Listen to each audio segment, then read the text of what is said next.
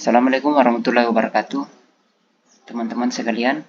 Bagaimana kabarnya? Semoga Bapak Ibu semua dalam keadaan sehat walafiat. Kali ini kita bertemu lagi dalam tips lolos CGP tahap 1. Ini berdasarkan pengalaman saya pribadi, Bapak Ibu, pada CGP tahap 1, angkatan 9 dan angkatan 10. Jadi perlu diketahui Bapak Ibu sekalian bahwasanya CGP itu ada 2 tahapan. Jadi kalau sekarang itu sementara berjalan tahapan CGP angkatan 11. Jadi setiap ada penerimaan CGP itu selalu ada 2 tahapan Bapak Ibu. Jadi tahap yang pertama itu mengisi CV dan esai, CV, kurikulum vitae kayak biodata dan sebagainya. Esai berupa tulisan-tulisan pengalaman. Kemudian pada tahap 2 itu ada simulasi mengajar dan wawancara. Jadi perlu Bapak Ibu ketahui bahwasanya untuk lolos ke tahap 2 ini nantinya akan ada pengumuman. Setelah kita mengisi CV dan esai setelah diupload, nanti ada verifikasi dari Kemdikbud. Kemudian nanti akan keluar pengumuman yang menyatakan bahwasanya siapa-siapa saja yang berhak untuk lolos ke tahap selanjutnya. Jadi ini teman-teman tangkapan layar saya yang sempat saya screenshot pada coaching klinik bagi yang lolos angkatan 10 tahap 1 kemarin, Bapak Ibu sekalian. Jadi pendaftar di aplikasi itu menurut Kemdikbud ada sekitar 256.000. Yang mengklik daftar itu Bapak Ibu di SIM PKB guru penggerak yang klik daftar. Tapi ternyata yang mengajukan dokumen itu cuma sekitar 100 ribuan saja yang mengajukan dokumen. Tapi ternyata Bapak Ibu yang mengajukan dokumen ini belum tentu lolos. Yang lolos verbal itu ternyata cuma ada 86.000 saja. Kenapa ada sekitar hampir 20 ribuan yang tidak lolos Bapak Ibu? Boleh jadi karena ditemukan adanya plagiasi atau mungkin punya orang mungkin di copy paste dan sebagainya. Kemudian setelah itu ada yang diumumkan lolos seleksi tahap 1. Jadi yang lolos seleksi tahap 1 itu hampir 60.000 orang Bapak Ibu. Jadi kok berbeda antara yang di bawah dengan yang di atas ini. Jadi boleh jadi Bapak Ibu sekalian yang lolos verbal ini masih dibaca oleh asesor isi dari esainya. Kalau misalnya esainya mungkin menarik, bagus, dan memenuhi syarat untuk menjadi guru penggerak, maka dia lolos ke tahap 1. Jadi dari pengalaman saya Bapak Ibu, ada beberapa tips yang mungkin bisa saya bagikan dan semoga berguna untuk kita semua. Yang pertama yaitu kerjakan semua bagian CV dan esai. Jadi Bapak Ibu nanti di SIM PKB-nya yang guru penggerak itu, aplikasi guru penggeraknya akan ada tampilan yang seperti ini, seperti yang saya jelaskan tadi, ada CV, kemudian ada esai. Jadi intinya Bapak Ibu yang pertama tentu saja harus mengisi semuanya. Isi semuanya CV-nya di langkah pertama, setelah itu isi juga esainya di langkah kedua, jangan sampai ada yang kosong. Kemudian tips yang kedua, pada bagian CV kerjakan meskipun tidak wajib. Nah, jadi secara umum itu wajib semua diisi Bapak Ibu, tapi ternyata ada satu poin yang saya dapati itu tidak wajib. Meskipun tidak diisi, masih ada kesempatan untuk lolos. Tapi kalau menurut saya, kalau bisa diisi, kenapa sih harus dikosongi gitu? Ya paling tidak kan ada tambahan-tambahan nilai gitu Bapak Ibu ya. Jadi di sini di bagian CV itu ada beberapa hal yang diisi, ada informasi umum, biodata dan sebagainya, pengalaman mengikuti pelatihan apa saja yang Bapak ikuti, tapi di sini tidak ditulis semua Bapak Ibu. Kalau tidak salah maksimal cuma 3 saja deh. Kemudian pengalaman berorganisasi pendidikan, boleh jadi mungkin kalau kita seorang guru kan namanya guru penggerak juga. Mungkin kita ikut KKGK, MGMPK, atau organisasi kalau guru agama itu AGPAII dan seterusnya. Kemudian ada pengalaman menjadi sukarelawan. Mungkin Bapak Ibu pernah mempunyai pengalaman, misalnya ini ada bencana, kebakaran atau banjir, kemudian Bapak Ibu turun ke jalan-jalan untuk meminta donasi yang dikumpulkan untuk diberikan kepada yang terkena musibah tersebut. Atau mungkin yang lainnya Bapak Ibu, mungkin tentang penghijauan hutan kah atau apakah. Kemudian pengalaman melatih atau mengembangkan orang lain. Mungkin Bapak Ibu semua pernah menjadi narasumber dalam sebuah pelatihan, atau mungkin Bapak Ibu pernah mempunyai pengalaman mengajari orang lain gitu untuk misalnya membuat presentasi kah atau apakah di sekolah Bapak Ibu. Nah, kemudian ini juga ada dokumen penting ya Bapak Ibu.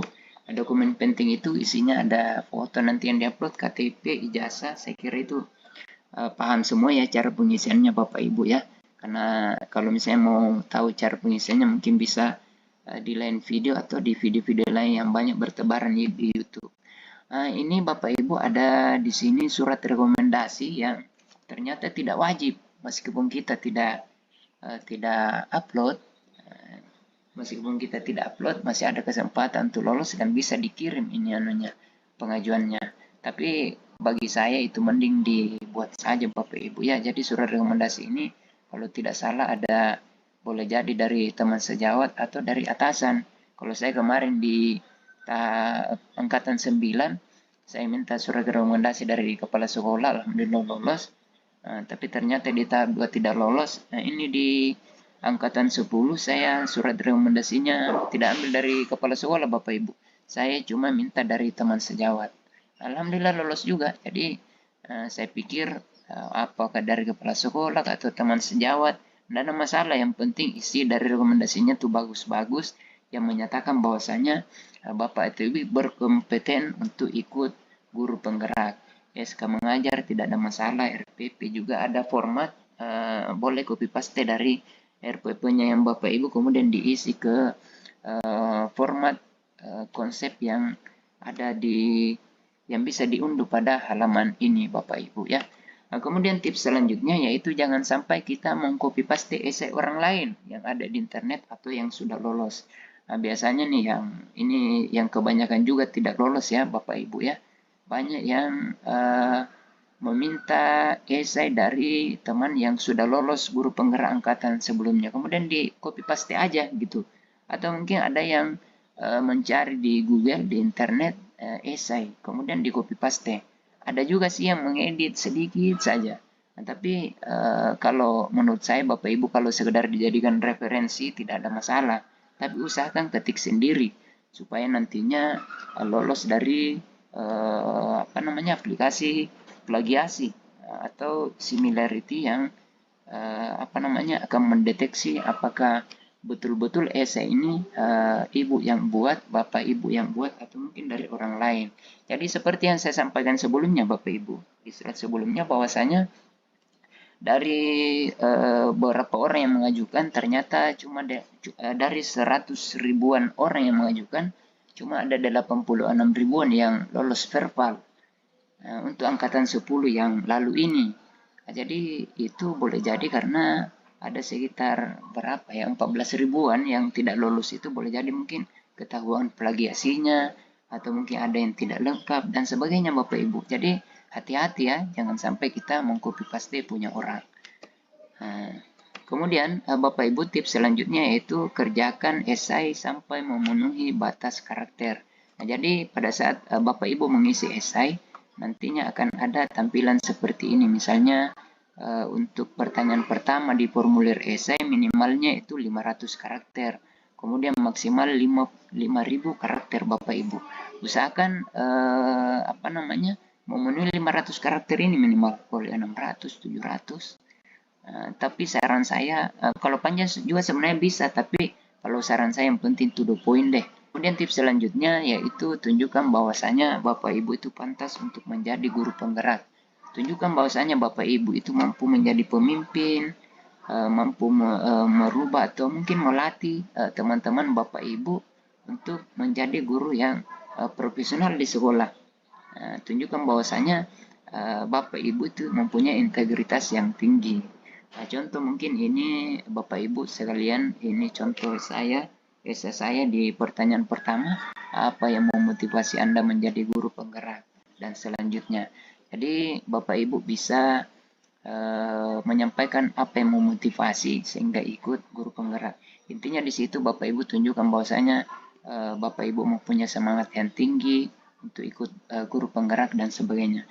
Oh ya, sekedar tips juga Bapak Ibu, di esai ini kan seperti ini tampilannya. Apabila Bapak Ibu mengisi di aplikasi guru penggerak, mengisi di sini lama mengetik kemudian keluar, biasanya itu lega sendiri Bapak Ibu ya. Jadi apa yang Bapak Ibu tulis sudah panjang kemudian keluar lagi, disimpan kemudian keluar, itu biasanya hilang apa yang kita tulis itu. Jadi tips saya, usahakan tulis dulu di Word atau di mana di notes kayak gitu pertanyaannya, kemudian jawabannya seperti yang saya tulis ini, saya tulis di Word.